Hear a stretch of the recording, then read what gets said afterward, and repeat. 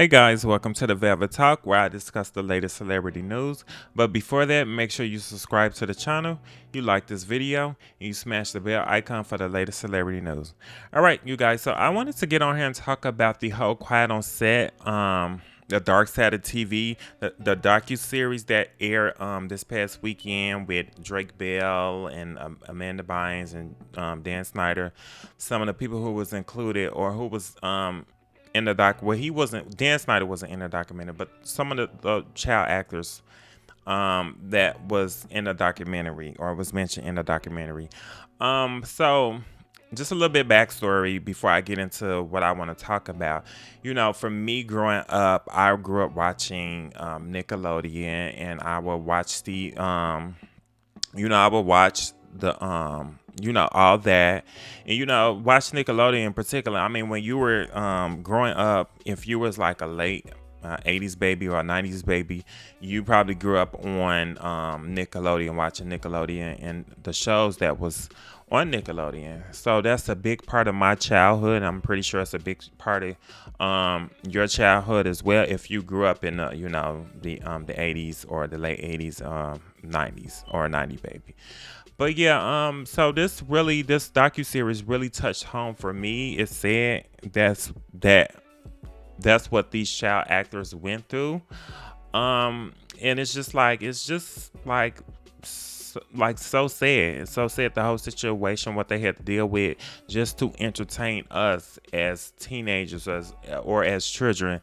But looking back on it now as adults, it's like that was disgusting. Those type of things were disgusting.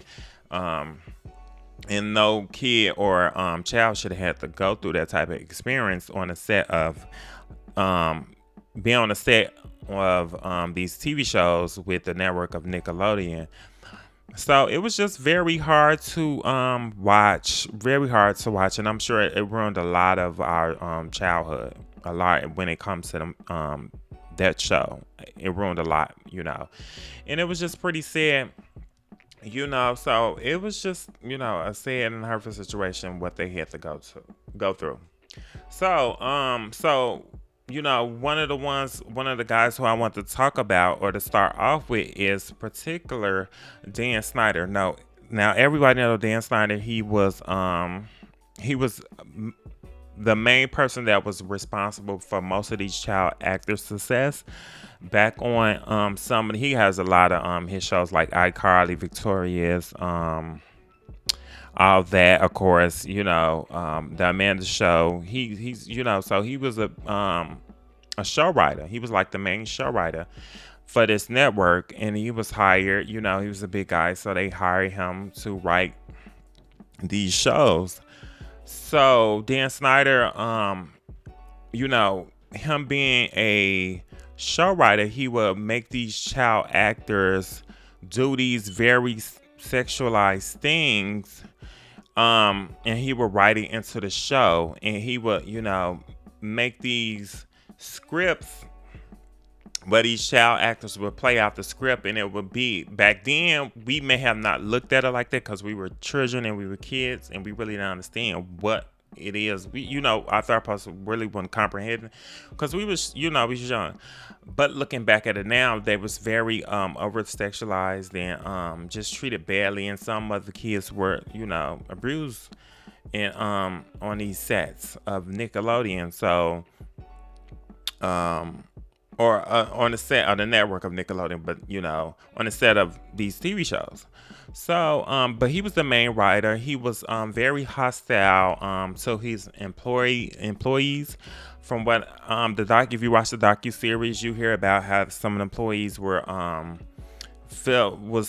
told to give him massages, or he'll demand a massage from them. He would talk very down on them, like they would, if it wasn't for, and also the child actors, he would talk down on them as well as an employee and people working for him. He was telling them like, oh, if it wasn't for me, you'll be working here at this, I guess, some like at a restaurant or something, or some low class work environment.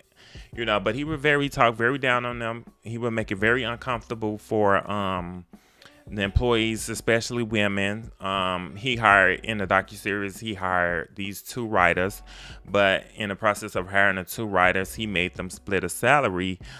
So they was splitting a salary. They wasn't even making their own full-time salary. They had to split a salary, which in the interview he mentioned in an interview with, I forgot the name of the interview, but he also did an interview after the docu series came out and gave issue apologies.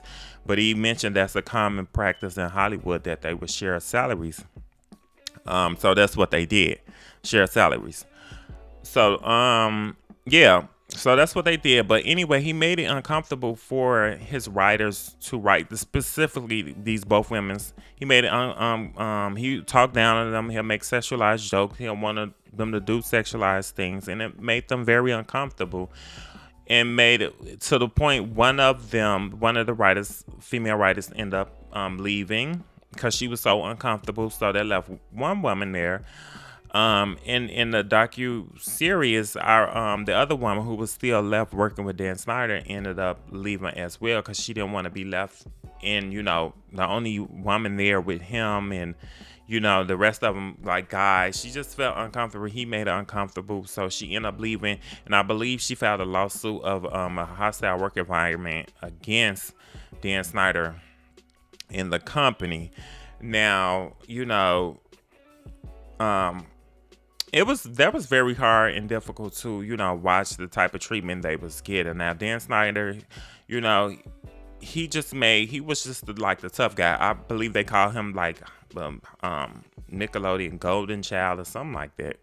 But anyway, he was just like, nobody wanted to really stand up to him. They knew if they stood up to him, he would even the child actors, he would either like kind of ignore them, but they always say you wanted to be on his good side. You didn't want to be on his bad side, because if you was on his bad side, he would write in the script to make you look crazy or something that you really wouldn't like, or it just made you look really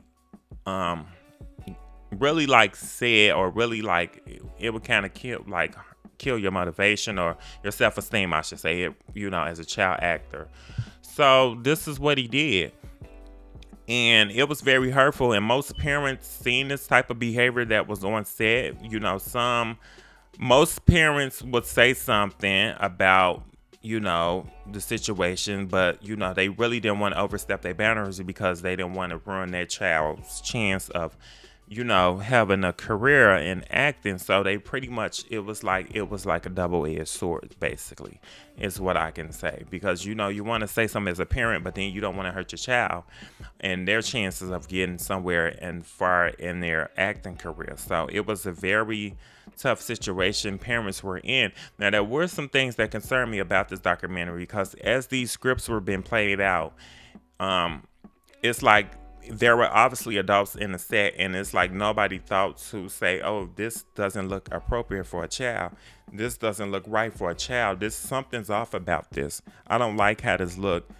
This is very uncomfortable to me. So I don't see how hundred upon hundreds of episodes were filmed and got the approval to be aired, and nobody saw it as inappropriate. So I just don't understand how this happens.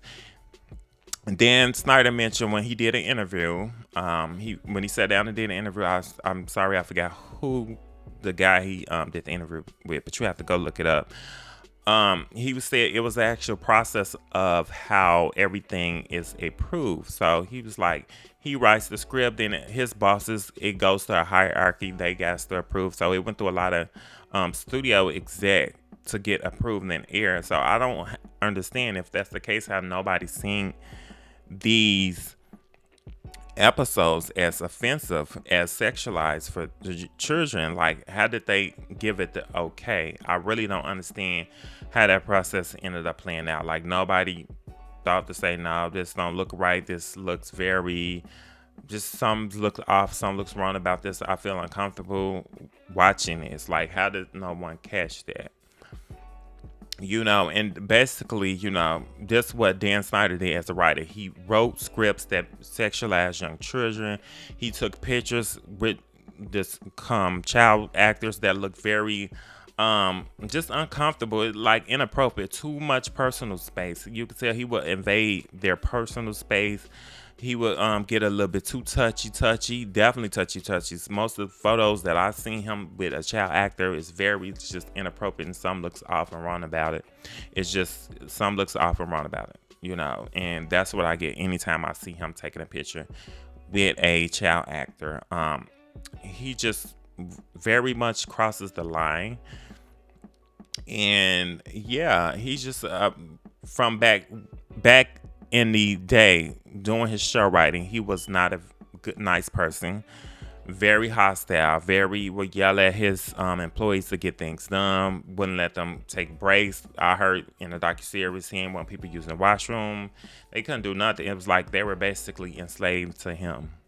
Basically, in so many words, they were enslaved to him, and and they wasn't respected as employees, even the child actors. And he demanded massages and things of that nature. So that's the type of person this guy was. That type of person, and that's basically him as summed up in my opinion. He's just a type monster to these kids and employees and parents as well. And he wrote disgusting, despicable show scripts that painted kids in a bad light and made them do things that I'm pretty sure they were uncomfortable with doing as children. That's the type of person Dan Snyder was. Now, he was also responsible for launching Amanda Bynes' career. A lot of people know Amanda Bynes from all that, and then she had a spinoff called the Amanda Show. But yeah, Amanda Bynes became a big star back because of Dan Snyder. I forget. In the documentary, he discovered her through someone else. I forget what child actor introduced Dan Snyder to Amanda Bynes. But anyway, he discovered her through this place. I think it was in Hollywood, somewhere like that, called the Laugh Factory, and Amanda Bynes was performing that night. And when he saw her perform, he was like, oh, she's very funny. Yeah, she would be a big star on the show on the network. And that's pretty much how that relationship began between him and Amanda Bynes. He saw that she had star quality, that she can be big on the network, so he decided to bring her over to all that and start having her, writing in the scripts for her and playing these characters on all that. And that's pretty much how that launched Amanda Bynes' career. And I remember her growing up as a child, me watching her, and I'm like, yeah, she's funny. Like, she was just that girl back on that network, Nickelodeon. And I was just remember her just growing up, and I was just like, wow, she's doing the thing. She's funny. I like her. She's very good at acting. Amanda Bynes was big. Everybody should know Amanda Bynes. If you were, born in the 90s or late 80s, you should know who she is. But yeah, he also mentioned going back to this interview he did, that she at one point she wanted to be emancipated from her parents. So she called him like 3 in the morning and told him that she wanted to she wanted to, I believe, get emancipated from her parents, and he sent someone to go pick her up because she was asking him, I need someone to go, I believe, and he sent someone to pick her up. But my thing is, he never told the parents what had transpired or him sending someone to pick her up. But he was saying she was trying to get emancipated from her parents, but that ended up not working out. So she wasn't emancipated from her parents. But yeah, at that time, she tried to get emancipated. But as we all know, later on in life, we see Amanda Bynes. She's doing a lot of crazy stuff, reckless things. She kind of really, her career kind of really took a dark turn. And it's like, I feel like she went through so much stuff back during the show. She was under so much stress and so much scrutiny. And I could just imagine the way she may have been treated by Dan Snyder, even though I feel like there's no mention of him doing anything like wrong. But I believe she dealt with a lot of stuff to her, but I believe she dealt with a lot of stuff like that was I feel like she dealt with a lot of stuff that was really hurting to harmful to her behind the scenes that we don't know. In my opinion, I feel like there's a lot of stuff that went on. I even heard at one point that Amanda Bynes was staying with Dan Snyder. So who knows what this man could have been doing to her and putting her through. You know, if he was doing this on set to these child actors and their parents and then his employees, could you imagine what she could have been going through while she was staying with him? At the point that I heard she was staying with him, I heard once she ran away that she was staying with Dan Snyder at the time. So who knows what she could have been enduring while she's staying with Dan Snyder. But as we know, or as you know now, that Dan Snyder was not a great man. He was very verbally abusive to his employees, to his workers, to his team, you can basically say. So yeah, so I feel like from that point, her life just maybe kind of dwindled and went downhill. During that time she was going through the little whole debacle with her parents. So that's what I think. So another child star I wanted to get into is Drake Bell. Now, Drake Bell plays a major role in this. Drake Bell actually had a show with on Nickelodeon called the Drake and Josh Show, and he had this show with his co-star Josh, and I believe his last name was Peck, Josh Peck. But anyway, but him and Brian Peck, I'll get to Brian Peck later. But him and Brian Peck wasn't related, by the way. But I believe his co-star was Josh Peck. But yeah, anyway, Drake had the a TV show called the Drake and Josh Show, and at this time Drake was like this. I heard he was like this musician. He was a very talented actor. He was funny, and during this time there was this guy on set named Brian Peck. Now Brian Peck was a dialogue coach on this dialogue coach. So he'll help the actors with their dialogue. So he was a dialogue coach. But in particular, Brian Peck took a liking to Drake Bell. Now, he took this liking to Drake Bell, I guess over the course of the show, people would notice, particularly when I say people, I shouldn't say people, Drake Bell's father would notice that in particular, Brian Peck would get too close to Drake as far as helping him change his t-shirt and just putting his arms around his waist inappropriately, groping him inappropriately, being in places where he shouldn't be with a child actor, all these things. So he was just getting a little bit too personal with Drake. Also in the documentary, Drake mentions that he would go and have shows in different parts of, I think, Sacramento and San Diego, if I'm recalling it correctly. Don't quote me. And that Brian Peck would show up to these shows outside of filming, of course.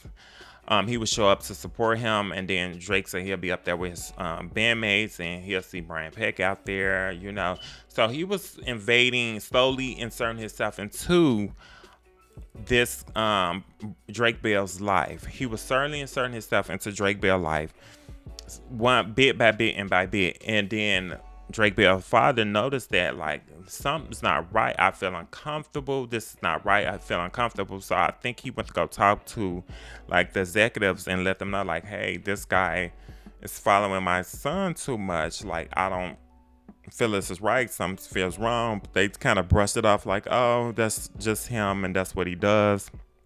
Kind of brushing off the situation. And, it got to that point where he was like, I just don't feel comfortable with this guy around my son. But like I said, they kind of brushed it off. So as time went on, Brian Peck kind of plotted, or I would say plotted to get Drake Bell's father kicked off set. So he eventually ended up getting him kicked off set and kind of persuaded Drake Bell like, your father is kind of taking money from you, and he's not this, and you should kind of get rid of him. So eventually that's what happened. Brian Peck was able to get Drake Bell father out the picture. And so Drake Bell ended up cutting ties with his father, being on set with him, and I believe, looking out for his finances and all that stuff. And so because of that, he ended up giving all his finances and account information over to his mother. And that the father relinquished control of those things over to the mother, but he was very heartbroken that his son would think he would do something like that to him. And and that's just what had happened. So, but when he did relinquish control over to when he did relinquish control over to the mother, he let the mother know, hey, watch out for this guy named Brian Peck. Don't have Drake around him. Something's not right about him. He's some. Just watch out for Drake, because something's not right about this guy Brian Peck. Don't let him go. Don't let him be. Matter of fact, this is what he said. Now that I'm thinking about it, don't let Drake Bell be alone, or don't let our son Drake be alone with this guy Brian, because something's not right about him. He's a little bit too personal and hands-on with Drake, and a little bit too touchy, and it's uncomfortable for an adult man to be doing these type of things to a young child actor. So he let the mother know this. So as time went on, from what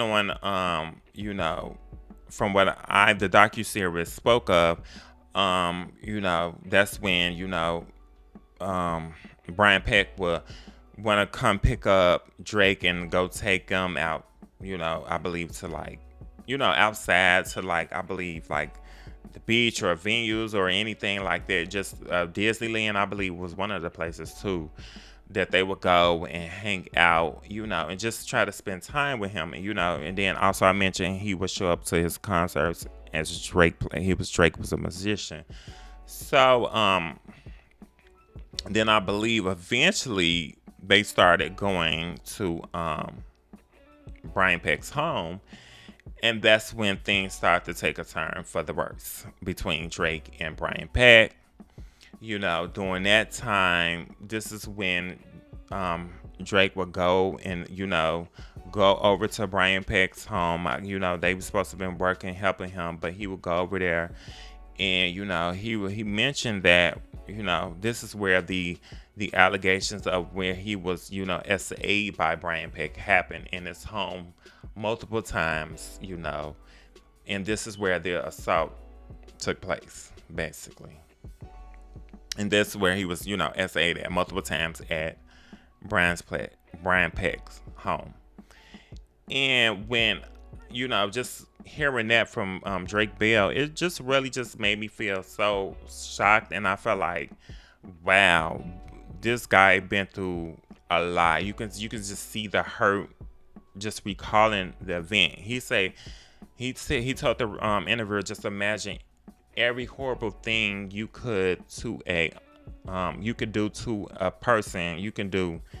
to a person, a young child at that age. Just imagine every horrible thing you could do. That's what happened to me in so many words. And it's just ridiculous. And it's just, my heart goes out to him that he endured those type of things. But I really blame that most of the fault, I feel like, goes on not only Nickelodeon and the network, but also I feel like the mother is to blame as well, because the father told you not to leave Drake with Brian. He specifically told her this when he relinquished all control over to the mother, and she failed her son miserably during that time. It failed her son miserably. So yes, that's what ended up happening as far as the assault went with Brian Peck. Now, fast forward later, the secret get out. There's a lawsuit filed against there's some type of criminal charge filed against Brian Peck. Later on set, maybe a couple of weeks later on set, all the child actors noticed that Brian Peck's been put on arrest. He's been taken. Something has been happening, and they told he's going to be gone. It's kind of the end of him, but he's going to be gone. So fast forward to the point where, well, first of all, let me just go back to how they end up finding out about what happened with Drake. So, at the time I heard Drake had in the docuseries, Drake had a girlfriend that, he was staying with his girlfriend because he didn't want to be over Brian Pack's house anymore because of what had happened. So he'll go and stay with his girlfriend, or he'll make excuses to Brian Pack that, oh, I'm with my girlfriend or whatever. But this man will repeatedly call Drake girlfriend's house, trying to get in touch with him repeatedly. And then he mentioned that his girlfriend mother was like, she called Drake in the kitchen and she closed the door and she was like, what's going on? And he was just kind of brushing it off like, oh, nothing, that's just how this guy is, and he's just like that. But she mentioned to him, she said, there's something's not right for a 40-year-old man to be calling a teenager repeatedly like this. Something's not right about that. But Drake, he didn't tell her. He didn't end up telling the mother, his girlfriend mother, what was the real reason. He's just saying, just kind of just still brushed it off, and and that was that. But he didn't end up telling her that he had been SA from Brian. So I believe the reason they end up knowing is because some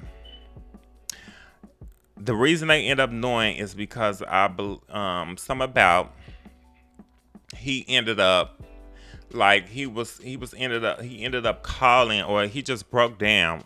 I'm sorry, he just broke down with something. He ended up calling his mother because Brian Peck was trying to be the father on a TV show that he was on. He didn't want him to be the father figure on that show, so he just ended up like couldn't take it no more. So I believe he ended up calling his mother and breaking down and telling her everything of what had happened to him, like he been SA'd or whatever.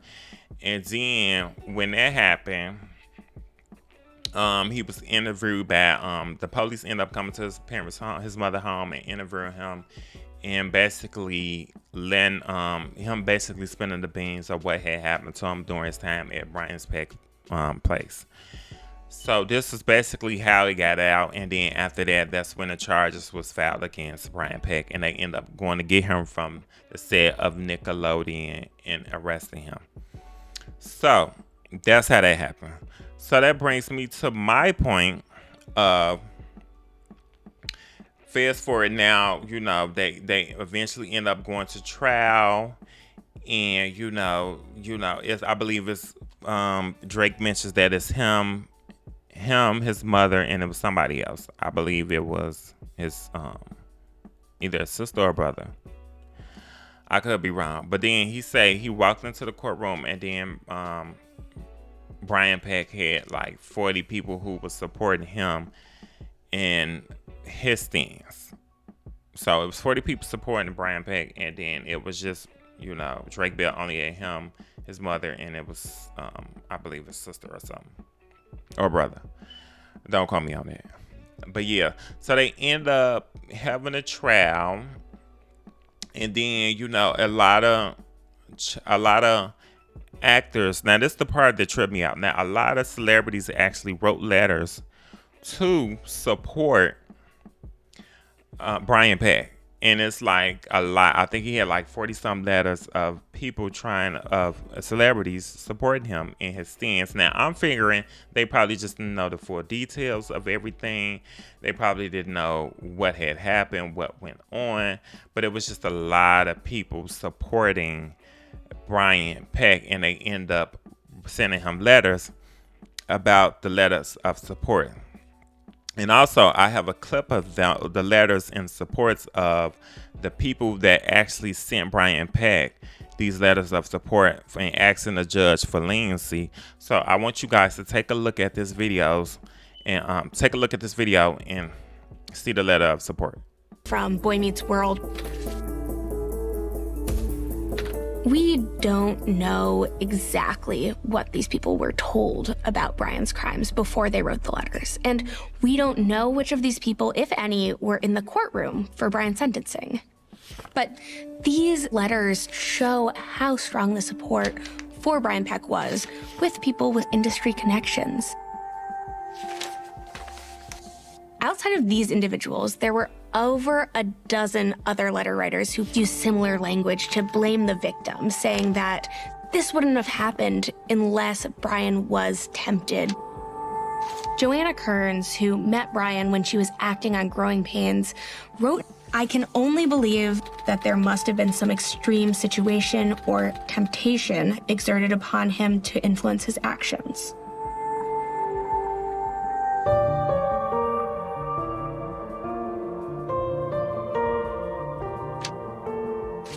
Kimmy Robertson is an actress. She wrote, "I believe with all my heart that Brian was pressured and pushed beyond belief before he caved."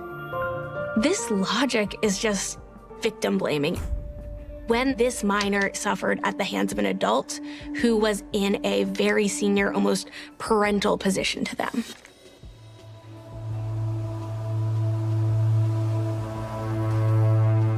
There are people who worked with Brian and Drake on The Amanda Show, like the director, Rich Carell, and the stage manager, Beth Carell. Rich says that it would be my pleasure to work with him again. In fact, Brian Peck does end up working with the Carells again on the Disney Channel show, Sweet Life of Zack and Cody. It shows that there are not enough protections in place to keep even convicted sexual predators off of kids' TV shows.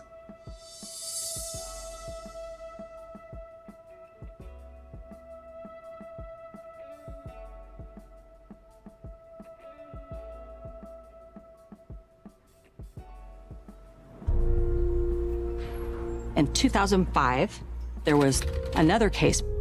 Izell Channel, a worker at the Nickelodeon lot in Burbank, he brought a child to the lot, a boy, and was convicted of abusing that child on the lot. He actually had prior convictions as a sex offender, and Nickelodeon didn't catch it. Jason Michael Handy, Brian Peck, and then Izell Channel. These are three predators who worked at Nickelodeon, all in a short amount of time. Around this time, Nickelodeon did expand its policy around background checks to include freelancers. When you look... All right, you guys, so that is the letter of support. That's how many letters he got to support him.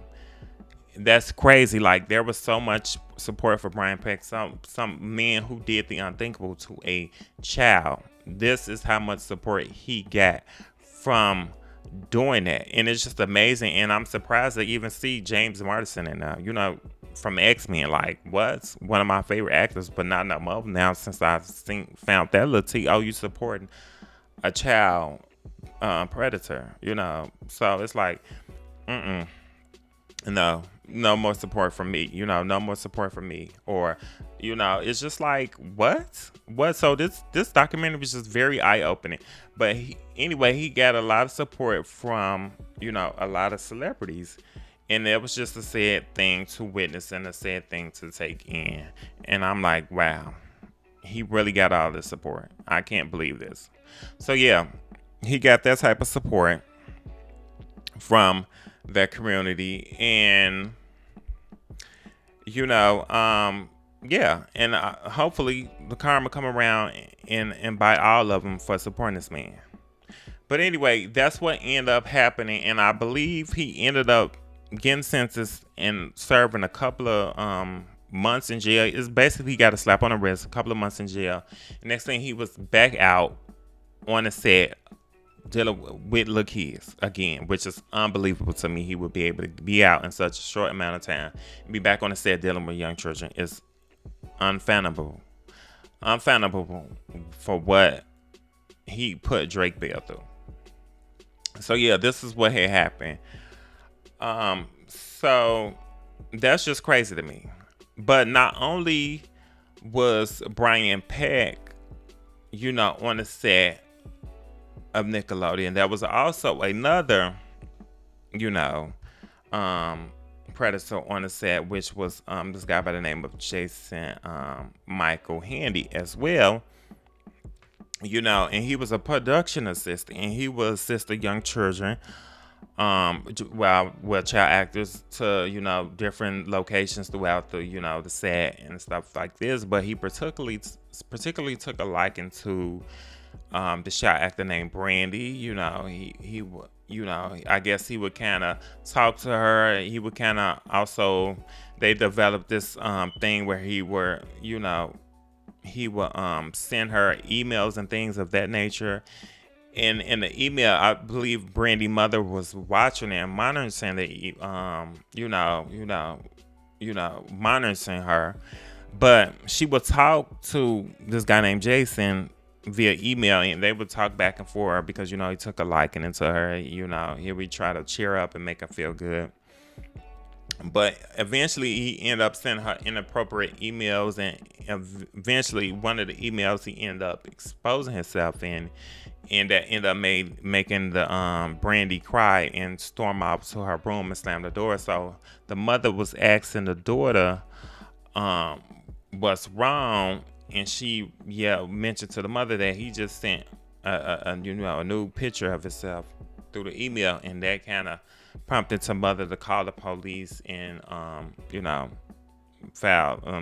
the police know that he sent inappropriate photos to her daughter. So that's what happened with that situation with this guy named Jason Michael Handy, who was also on set as a PA. So it was it was a very unsafe environment. It was a very unhealthy, safe environment with a lot of predators on set, basically around children, which I don't understand how that happens in Hollywood. But as people say, call it Hollyweird. I don't understand how those type of things are allowed and how that happens on set when kids supposed to be treated and feel safe on set, and they wasn't safe, they wasn't looked out of, they wasn't cared for. And this is what happened. They was taken advantage of, they was used, they was made to be sexualized, that some were sexually abused. And this is unfortunate. It's an unfortunate situation. It's an unfortunate for all parties involved, including even the employees that work for Dan Snyder and the child actors and their parents. It was a very unfortunate and toxic work environment. That's what happened. This is what I got from this documentary. This is definitely what I got. And it was a sad thing to learn the harsh truth and the reality of what happened on the set and with this network, with Nickelodeon, and on the set of these TV shows. It was very horrifying, and it kind of it did ruin my childhood of growing up watching these shows. I can't even look at these shows the same, or Nickelodeon the same, because of this docu-series. And I'm sure that's how a lot of people feel right now. And it's just a sad thing to watch. But if you haven't watched the docu-series, I urge you to go watch it. I don't want to give out too many spoilers, but I feel like I kind of gave enough. But I definitely urge you to go watch the docu-series if you haven't. I watched it on HBO Max. You can definitely watch it on there if you have it. It's very telling. It's very telling. So I would urge you to go definitely look at it. And my thoughts is, it's sad that they had to endure this for our entertainment. They went through this type of things with the show writer, with Dan Snyder, and being treated and being mocked of and being looked in a certain way, being sexualized as children. This really hit hard for me, and I'm sure a lot of other people who grew up watching this TV show or watching all that, and the other ones that came on Nickelodeon. It was very hard to kind of dissect that. And looking back at it now, yes, most of the things that we seen on those TV shows were very inappropriate for children at that age. Were very inappropriate. It was disgusting. It was very inappropriate, and no child should have to have dealt with that during their childhood and been treated that way and been looked at that way and made a mockery out that way, because that was not right for them children to have to go through that. With so many adults on set too, so many adults just seeing it and not really seeing on, and if they said something, they child would be, looked down upon, or basically they would ruin their child's career. So it was like a tough line to walk in that aspect. It was a very tough line to walk in that aspect. So it's just sad. It was just sad all around. And I just feel like that's just so sad in my opinion. But, if you haven't watched it, I urge you to go watch it. Go look at it. If you have a friend, go have a friend. But go get a friend to watch it. Y'all can watch it together, or however you want to do it. Just if they grew up during that era. But other than that, I want to know what you guys think about the documentary. Leave your comments below. Like, have you watched it? What do you think about Dan Snyder? What do you think about some of the child actors, how they were treated on set? How do you think? What do you think about this being allowed to go on and for so many years in Hollywood, and nothing's been said? But it's probably some stuff been said under the radar. But nothing's really been said to kind of expose them. But what do you think about the whole situation? How they were treated? How the child actors were made to do these things that was very inappropriate? What's your whole take on the situation? What did you think about the docuseries? Did you like it? Did you think you got a full understanding of what went on back then, behind the scenes, behind Nickelodeon? So, what do you guys thought? I want to know what you guys think, So make sure you leave your comments. Make sure you like this video. Make sure you share it. Also, if you are if you're not subscribed, please subscribe. I would love to have you as a club member. Be a part of Club Velvet. I would love to have you as a member. So yeah, let me know what you guys think. So make sure you like, comment, and subscribe. And that's gonna be it for this video. And I'll see you on the next one.